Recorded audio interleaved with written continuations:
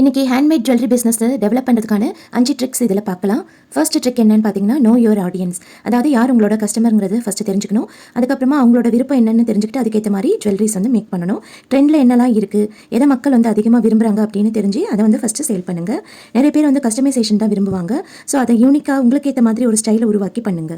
Limited edition jewelleries நீங்கள் launch பண்ணுங்க. அது பார்த்தீங்கன்னா லிமிடெட் பீரியட் டைமில் மட்டும்தான் அது கிடைக்கிற மாதிரி இருக்கணும். ரொம்பவே யூனிக்கான டிசைன்ஸ் மேக் பண்ணி அதை குறைஞ்ச காலத்துக்கு மட்டும் அதை சேல் பண்ணுங்க. மூணாவது ட்ரிக் என்னன்னா, track what sales and repeat winners. உங்களோட கலெக்ஷன்ஸ்ல எது அதிகமாக விற்பனை ஆகுதுன்னு பாருங்க. எதை கஸ்டமர்ஸ் ரிப்பீட்டடாக ஆர்டர் பண்றாங்களோ அதுதான் உங்களோட பிசினஸை அதிகமாக்கும். அதுதான் உங்க பிசினஸை சக்ஸஸ்ஃபுல்லாக ஆகும். ஸோ அதை ரிப்பீட் பண்ணிட்டே இருங்க.